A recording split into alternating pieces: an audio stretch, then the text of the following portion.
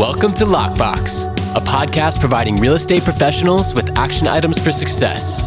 My name is Jeffrey Brogger, and I'm going to be your host. I'm the founder of two real estate marketing and tech companies, STEEZY.Digital and Realtor.io.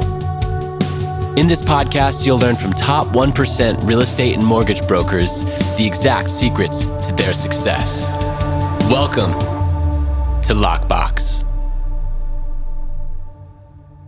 Welcome. My name is Jeffrey Brogger, and this is the Lockbox podcast. I am here with Mr. Bobby Martins, and it is an honor to take a little bit of time out of this man's week because he is very busy. I'll let you tell the listeners a little bit about yourself and where you're from. All right. Well, thank you very much for having me, Jeff. And I am from the San Diego market, originally from Boston, moved out here 1984, got into real estate in 2002, right after 9/11, which was an interesting time to get into the business. But then once rates went down, the market went nuts. And so I really got to learn the environment of a busy market. So this, to me, the market that we're in right now almost seems a little busier than it was before, maybe because there's more buyers floating around than before, in my opinion. But yeah, I've been selling real estate now for about 20 years. I have a small team here in San Diego that I run, and that's about it. Yeah. Small team, but high producing. Bobby is being modest. Yeah. He's not only top 1% in San Diego, he's top 1% nationwide. So yes. Bobby is top in the industry, and that is who I want to feature on the Lockbox podcast. The podcast, the whole concept is I want to give action items for success to those who are aspiring to be successful in the real estate industry. And by interviewing top 1% mortgage brokers, real estate brokers, and unlocking those secrets, those little action items to success, that's what I really want to share with the community. So really glad to have you on today. And I'm curious, Bobby, what got you into real estate? You know, a mutual friend of ours actually got into real estate, Mr. Aaron Taylor out in Las Vegas. And I watched him get into the business, and, you know, his personality was so good for real estate. And him and I are very similar human beings. And so he had great success with it. I always loved real estate, you know, loved looking at houses, and I love people. So it would seem like a natural fit. You know, but there's a lot of people in our industry that are great with people, but then how do you segue that into actually close transactions and being able to do what we want to do, which is sell a lot of houses? It's not easy. There's a lot of competition out there, but you know, the cream of the crop rises to the top. There are a lot of secrets. First secret, show up. If you just show up and do the tasks, your success, you know, has like a 99% success ratio. If you don't show up and you don't have the time blocking to that, you know, because one of the things that when I coach agents, I see the most is they have these lofty goals and they say, I want to sell $50 million worth of real estate. Okay, great. Let me see your schedule. And then it's like, huh? What do you mean my schedule? Okay, well, tell me about your day. What do you do? Oh, well, you know, wake up at about like 8:30, 9 o'clock. And then, you know, I might hit the gym. You know, I got to get my kids off to Zoom school or whatever, you know, and it's like, well, yeah, that's not a winning schedule. You know, a winning schedule is waking up at 4:30, 5 o'clock every morning. And, you know, which sounds crazy, but that's what you have to do to be successful. That's what I'm doing. And I've already have built something, right? And so I'm still doing it to this day. You got to start early. That's always, you know, the first thing. Show up, have a schedule, and then have clear, precise action items that you want to do every day. You know, so that's really the key thing is money-making activities on a day-to-day basis. And I'm not talking about like spending 3 hours on a really cool flyer. You know, that's not something that a real estate agent or a mortgage broker should be doing with their day. It's, you know, they've got to be on the phones talking to people. Contacts equals contracts. That's a saying that one of my mentors taught me very early on. Contacts equals contracts. The more people you talk to, more people you get in front of, the better chances you have to actually get contracts out of it. You can't make money without the contract. So it's really just plugging people into the system that you have created for your clients to make things smooth for them. But it starts with you having your own system to manage your day-to-day activities. You know, and I use the acronym WIN, what's important now. So if you look at every single day of your life and every single minute, ask yourself, what's important now? What is the most important thing that I can be doing to help better my situation, to make my life better? And it really comes down to, the money-making activities and staying off of social media. That's a time suck that a lot of real estate agents have right now. There's so many different platforms. Do you get leads from TikTok? Do you get them from Facebook? Now you got Clubhouse. Oh my God. Now it's like all this crap. It's unbelievable. And it's all designed to distract you from what you really need to be doing, which is belly with clients, picking up the phone, calling people, seeing how they're doing. Especially now, the outreach program is the single most important thing you can be doing with all of your clients.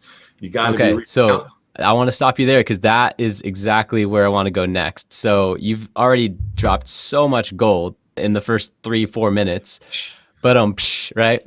And talked about distraction. The single most important thing we can do today that will attribute to your success, in my opinion, is focus. Focus on those income producing activities. The wealthiest people in the world were asked, what was the single most important thing, that the trait that attributed most to your success? And they all wrote down focus, right? So our ability to eliminate those distractions and focus is so important. But my question to you, Bobby, is what is the single most important action that you take every day that has attributed most to your success? Okay, so besides waking up, yes. Okay, so besides waking up, besides showing up, I think it really comes down to, honestly, I'll give people a very simple, easy thing to do. An Excel spreadsheet, okay? You put your hottest people into this Excel spreadsheet. So all of us have a CRM of some sort, right? It doesn't matter which one it is. The one that you're using is the best CRM out there. Right. But good leads get lost in your CRM sometimes. Okay. I have 12,000 leads in my CRM. It's hard to keep track of the best leads in there, when you have that many leads. And so I take the very best leads and I put them into a spreadsheet, and I break it down into active buyers, active sellers, and then also pending sales, closed sales. So I can track all my closed sales activity, and it shows me my income I know exactly where I'm at all the time. How many houses sold, how much volume, how much commission to me, how much commission to my team. And that's important to me. Like for team leaders out there, if you're not tracking what your people are making, then I guarantee you, your people are, and they will leave if you're not making sure they're making money. So if you're not tracking it, they're not tracking it. At the end of the year, they're going to look at their numbers and say, man, this is not, working out. And so I like to look at that. I want to see, are the people that have trusted me with their livelihood, are they making money? And if they're not, then I'm on a mission to get them deals. But with this spreadsheet, it's basically all about low-hanging fruit.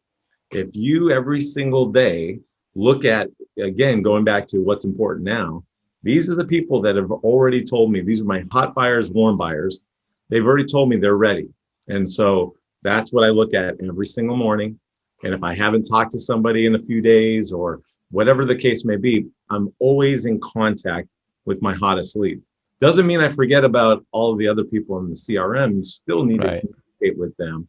But maybe you're communicating with a mass email with an update on the market instead of, picking up the phone and calling, all 3,000 of them or whatever, so a lot of different ways. And I know you're really good at automation, Jeff, and you're really good at communicating to the masses. And so yeah, we have to start doing more of that because there's only so many hours in the day. You got to be working with the people who are ready and willing and able to do it now.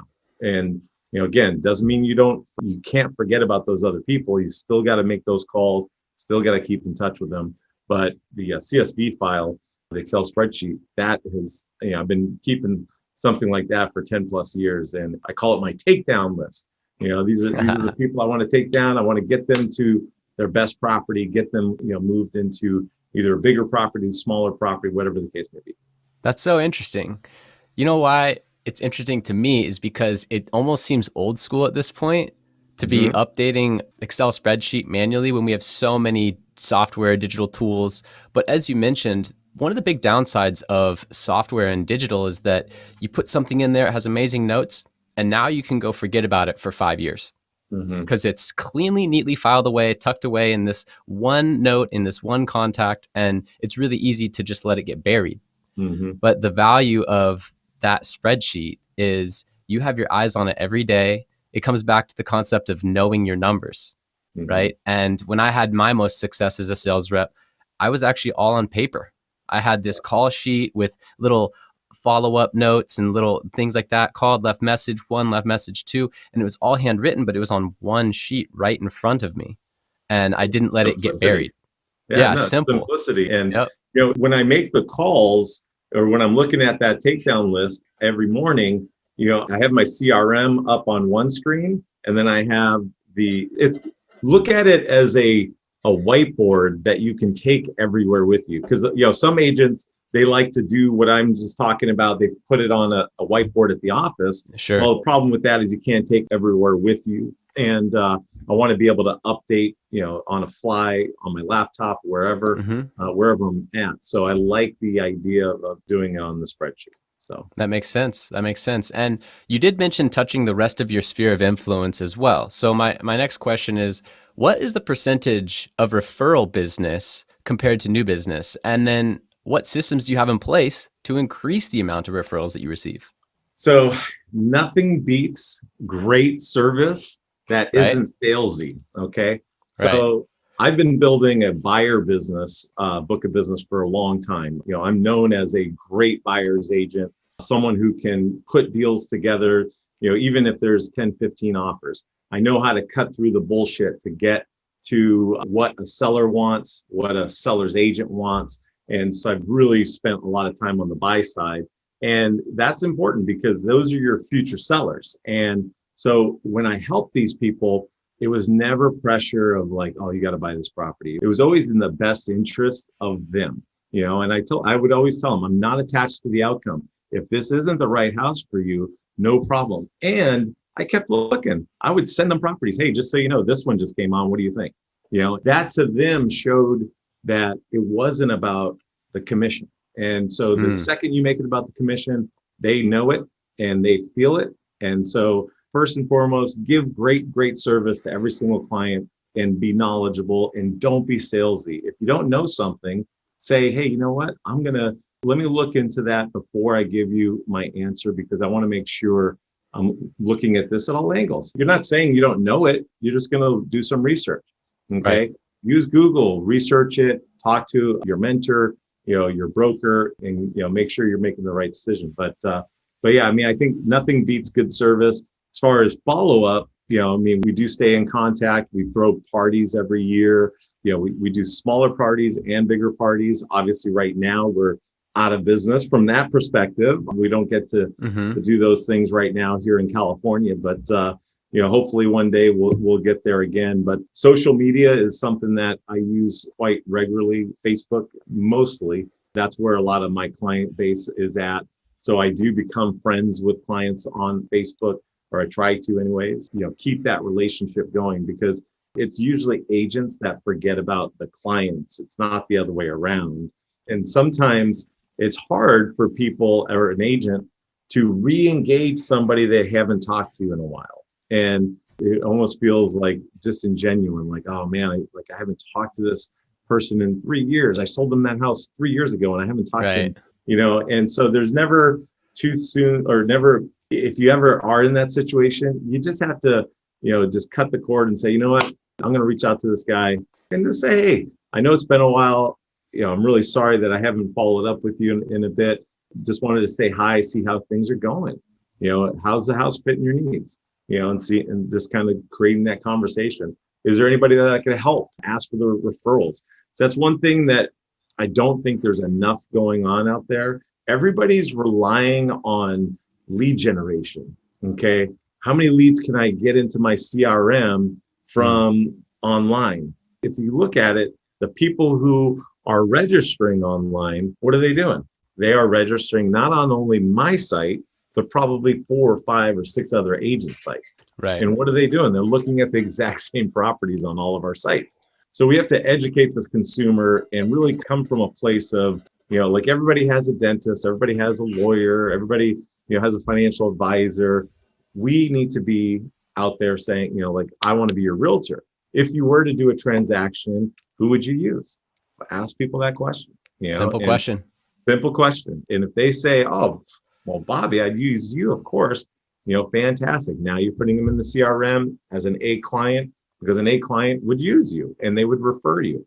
And then you just ask a simple question: who do you know looking to buy, sell, or invest in real estate? I mean, it's the hottest. Everybody knows somebody right now. And referrals are not being used as much right now because we're not seeing each other as much. So people are relying on the online game to generate those leads, but again, it's like you're working so hard to go after business. And I say this sometimes with my team, I've never worked so hard to go after leads that are such a lower probability. And, you asked like what percentage of our business is like repeat and referral. It's about 50%. So our sphere, the people that we know, clients coming back, it's about 50% or so. And the only reason why that's the case is because I've gotten really good at generating online leads. So we've been doing a lot of online lead generation business, which I'm not saying is bad. It's just a different animal, different client, and you got to have the systems and processes in place to be able to make it worthwhile, because nothing's more frustrated than seeing leads come in and conversations not happening, appointments not being made, showings not happening, whatever the case may be. So you got to have the systems, the process, and more importantly, the people. Because if you don't have the right people that can convert those leads, then it's a big waste of time. Right. And I do want to revisit that. That's a super important point. But where do you think the industry is going in the next, 5 or 10 years? Like, what are you doing right now to set yourself up for future success? So it's pretty much going to be exactly what it's been like the last 20 years. Really, nothing has changed. You look at the new systems of selling homes, like, hey, you don't have to get your house ready. You don't have to do any of that stuff. We'll buy your house for cash.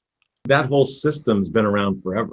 And so these new companies are trying to repackage it like it's something new, and it's just lipstick on a pig. So again, going back to like what realtors need to be doing, you get belly to belly with these people and you explain to them, look, I'm not going to say any specific websites, but whatever the website is, these are lead aggregators. All they're doing is getting between you and me, the consumer, and the real estate agent.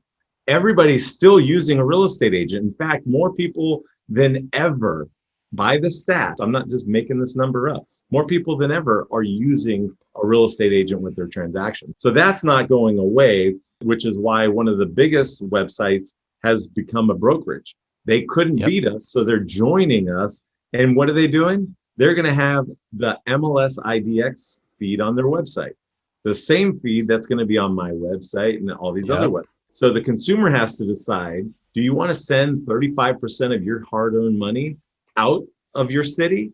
Or do you want to get direct, cut out the middleman, cut out the lead aggregator, and get direct to the consumer or agent that you want to work with? So customers who may be watching this, or home buyers or home sellers, do your homework online and then call the agents directly through their own website. So that way the agents aren't getting charged 30, 35, 40% of the hard-earned money. Because if I have to send money out of my city, that's money I can't spend here. And I want to spend my money here. I'm a big tipper. If you've ever waited on me anywhere, I like to tip big. I like to take care of our local economy. And more than ever, we have to do that. Yes. So real estate professionals, I'm coaching all of my people to get out there and really educate the consumer on these recent changes. Because again, nothing has changed. Like the only thing that has changed from a technology standpoint, and this is great, more videos, more pictures, quality photos. Agents are spending the money to list the house properly, and which is good. So that's really all that's changed. You got DocuSign, you got technology's made our job easier. And so to answer your question, where's the market going? It's the same. It's going to be the same. Real estate agents will help out buyers and sellers. The one thing that I'm trying to focus on is really packaging up everything into an easy process. So that way, when they come to us, if there needs to be done to the property, we have the resources to get it done quickly, help them get it done. And then also at an affordable cost, because there are a lot of expensive contractors out there that take too long and then they charge too much. Right. And then the homeowner says, well, now I got to raise my price because it just cost me too much to fix up my house. So anyways, the other thing that I think is happening with the market is bigger teams are developing. The consumer is moving at such a rapid pace. Agents need to create that process for a quick response. And so in my team, every single person we're helping, there's 2 agents really helping them. Myself, actually sometimes 3. Myself, my team leader, and the agent. So think about that from a service level. Someone's always there to open up a door. Someone's always there to answer a question. And in this kind of environment where things are moving fast, that's important. And so going back to like team versus solo agent, a solo agent can't keep up with that. If your client needs to get in a property in 2 hours and you're at your kid's soccer game, someone needs to pick up that slack. And if you don't have that, then you're going to lose that client, especially in a market like this. Right. And that makes complete sense. You mentioned service, which is a key word to you. I read in one of your online profiles that your love language is service. That's right. Do you consider love language, DISC, core values index, any of those personality profiles when you're interacting with prospects? Oh, absolutely. I do a lot of DISC profiles for people who join the team. I've done a million DISC profiles on myself over the years to learn how I can best communicate. And, absolutely, service is by far my biggest love language. I do get a sense of satisfaction of helping somebody, and, and everybody's different. So, like I'm the type of person I want to be talking to the consumers more. And if you're not that way, if you're a high D and you're very disciplined, but, maybe you're not the best personality, then you need to have a lot of people that have that service language in their vocabulary, because that you need something to offset yourself. And so but I do think it's important to really identify with who you are and understand what you bring to the table. But I've been in customer service for 30 years now, and so I do love helping people. You get a certain gratification, and when you put the people in front of all else, that's when the money comes in like crazy. And if you do it year after year after year, that's a different level. Yeah, makes sense. With that being said, that then generates referrals. Like you mentioned, the number one way to generate referrals is great customer service. And so you having that focus and knowing your strengths, but then having the team to support in other areas, it creates that great buying or selling experience, which then you're the no-brainer to refer to their friends and family. Plus, you're the best looking guy in real estate. For those that are just listening on the podcast or not watching on YouTube, you're missing out on Bobby Martin's mug. Look at this guy. Oh man, that's funny. So what's been your most profitable lead generation source other than referrals? I know every agent is talking about lead gen. I actually put a survey out there to thousands of agents on LinkedIn.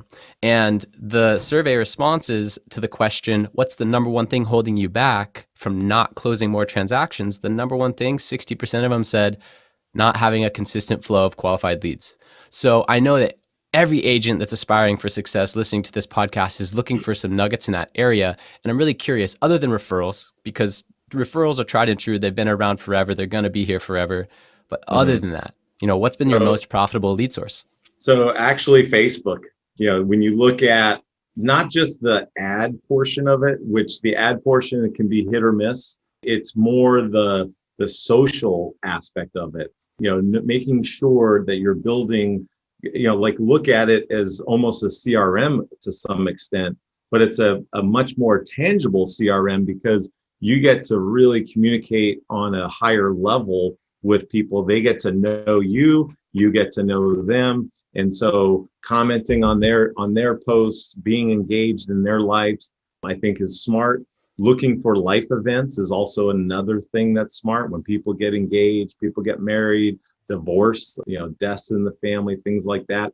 That's an opportunity for you to shine as a human being, as a person. and either congratulate them or send them something of value. We use send out cards for a lot of like baby pictures and things like that. We'll use that and we'll put it into the card and send that to them. And this is a nice thing to do. This is not everybody's style. This is more my style. Right.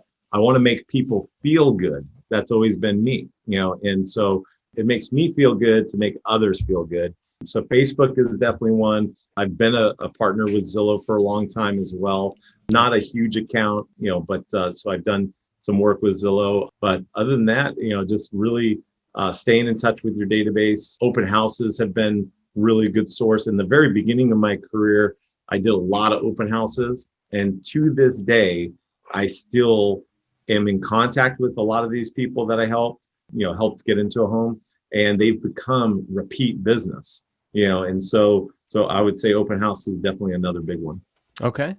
Which you can't do right now, which sucks. You can't do right now. So you lean back on the Facebook, and I always looked at social media as it's a ninja way to stay top of mind, because you don't always have to have a direct response comment or, hey, call me right now if you're buying or selling a home, right?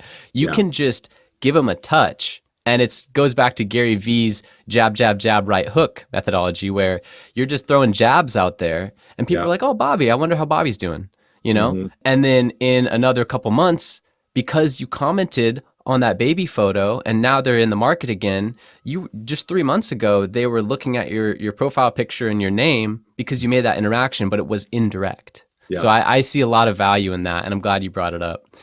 I know that we're running short on time here, so my last question for you is an important one. What bad recommendations do you hear given to other real estate professionals? That's a tough one because there's so many. I mean, let me just put it this way. In general, there's a limiting belief that a lot of agents possess, okay? And so you see people on Facebook groups and they post questions about this or that. And you really get to see a wide range of answers. But the one commonality that I usually see is there's a lot of generalizations and there's a lot of people that just have limiting beliefs. And so what do? They put that negativity onto you. So I think it's, the biggest thing is you got to protect your mind. And don't allow things in there that will prevent you from taking the action necessary to make that call, to make that, to go up and door knock, whatever the case may be. Stop asking real estate agents, does this work? There's reasons why people do everything. It's just, you have to find what works best for you. So that's why, for me, for example, I don't like to cold call. I've never been a cold caller my entire life. So why would I put myself out there like that to do that? Now, when I do talk to people, I can crush it, but it's just not something I like to do. That's why I like more direct response type of advertising where they're, maybe, looking to show one of my properties or, someone's responded to one of our ads. I'd much rather have warm calls all day long than a bunch of cold calls. So you have to kind of determine what you want. But yeah, and I think just in general, there's just too many gurus. And, the one thing that, for example, a lot of people will say, well, help investors go find homes to buy, to flip and things like that. I'm that's a different kind of animal. That's not low hanging fruit. I do the exact opposite. I'm asking the questions to find out who the people are that need to make a move, not want to make a move. Because buying a house in this market, you can't. It's a hard thing. So if someone doesn't have the motivation to stick with it, it's a waste of time. And so you have to really pick and choose who you spend your time with wisely in this type of market. So, but yeah, I would just say in general, the limiting beliefs in the industry need to go away. Got it. There's a lot of different ways to skin a cat in this business, and you just have to believe in yourself, find what you love to do, and do that. Do it a lot. Do it more than and better than anybody else. Yeah, trust your gut with what feels right, what you do better than anyone else, and really lean into that as long as it's an income-producing activity. It makes total sense. Yep. Well, hey, Bobby, I really appreciate your time. Thank you so much. And, if you want to go ahead and let people know how to get in touch with you, because I'm sure there's a lot of agents out there that would love to either get some mentorship, talk more, maybe join your team. So go ahead and let them know how to get in touch. Well, I appreciate that. And yeah, we are looking for agents all over the country. We're helping build teams throughout the country. My thing that I love, my passion is helping team leaders build a team and then helping team members become good team members. Okay, because it is two different philosophies, two different types of personalities. And so in my opinion, in the future, you're either on a team as a team leader or you're going to be a team member. So you have to decide what you want to be, and each is okay, because some people, they don't want to be that front guy. They don't want to have to deal with all the stress and of running the business. So if that's you, then you're a perfect team member. But the key is then finding the right team. So would love to chat with anybody. You can reach me on my cell anytime at 858-204-7259. And my email address is bobby@moveupsandiego. Excellent. Bobby Martins, everyone. Thank you so much for being here. I really appreciate you, and look forward to catching up with you again soon. All right, buddy. Thanks. Good times. Bye. Thank you for listening. If you want to accomplish your real estate goals, then I highly suggest downloading my free Ultimate Real Estate Goal Setting Framework. The link is in the description of the show, and it will help you break down your annual income goal into the amount of phone calls, appointments, or open houses you need in order to achieve that goal. Thank you so much, and we'll see you next time.